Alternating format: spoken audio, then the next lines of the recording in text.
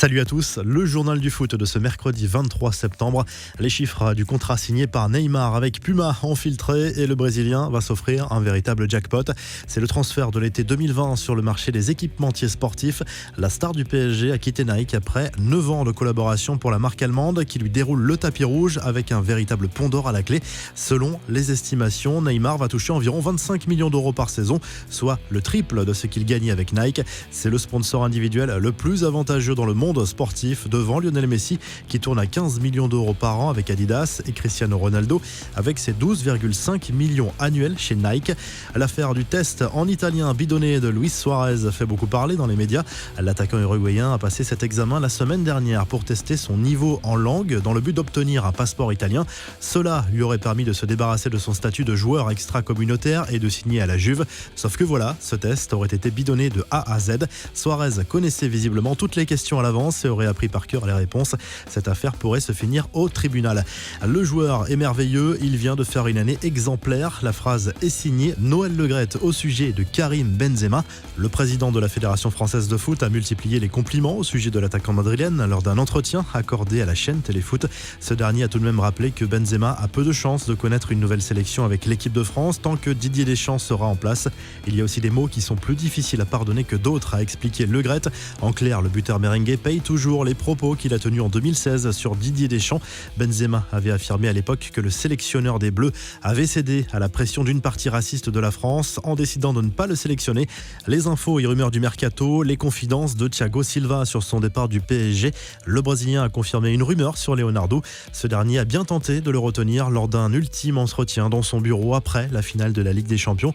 Mais entre-temps, le défenseur brésilien avait donné son accord à Chelsea.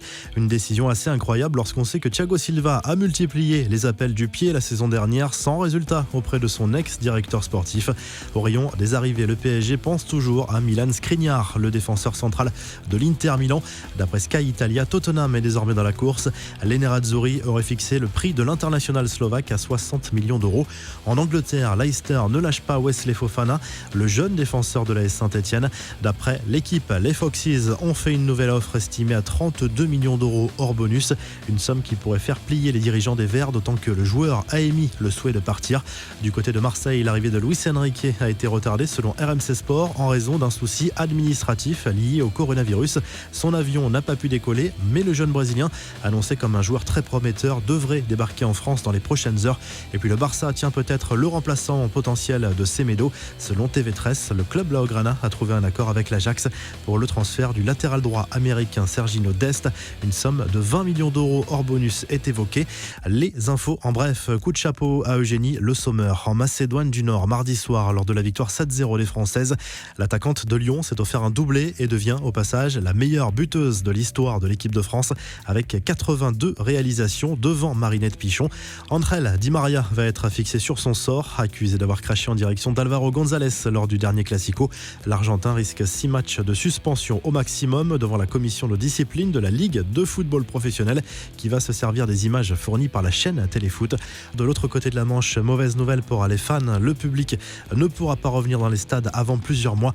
Boris Johnson, le Premier ministre du Royaume-Uni, a reporté l'autorisation d'accueil du public d'abord prévue pour le mois prochain à une date ultérieure.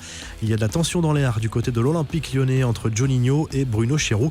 Le responsable du recrutement, arrivé cet été, ne s'entend pas vraiment avec le Brésilien qui occupe le poste de directeur sportif. Comme l'explique RMC Sport, il y a un gros problème de dialogue et c'est un peu une guerre d'influence qui se met en place entre les deux hommes. Les ennuis judiciaires de Nasser El Khelaifi se confirment. Le procureur d'un tribunal pénal fédéral suisse a requis 28 mois de prison, dont 24 avec sursis, contre le dirigeant du PSG dans une affaire qui n'a rien à voir avec le club parisien. Nasser El Khelaifi est jugé comme président du groupe audiovisuel qatari beIN Media dans une affaire de corruption autour d'attribution de droits télé. Enfin, cette anecdote savoureuse de Kingsley Coman, unique buteur de la tête de la dernière finale de la Ligue des Champions, Bayern-PSG. Lors d'un entretien accordé au site de l'UEFA, l'international français a révélé que ses coéquipiers se moquaient régulièrement de lui, gentiment à cause de sa phobie des têtes. La veille de la finale, nous pratiquions le jeu de tête à l'entraînement. Je n'en ai pas réussi une seule. C'est juste que j'ai un peu peur des têtes, a souligné le joueur du Bayern. La revue de presse à direction l'Italie, où le Corriere dello Sport se penche sur les arrivées l'arrivée de Morata à la Juve et de Vidal à l'Inter. Le quotidien sportif évoque par ailleurs la boulette des dirigeants de la Roma qui ont inscrit un joueur sur une mauvaise liste auprès de la Ligue. Résultat, le match du week-end dernier contre l'Hellas Vérone a été déclaré perdu sur tapis vert. La Gazzetta dello Sport ironise sur l'affaire Suarez et son examen bidonné en italien.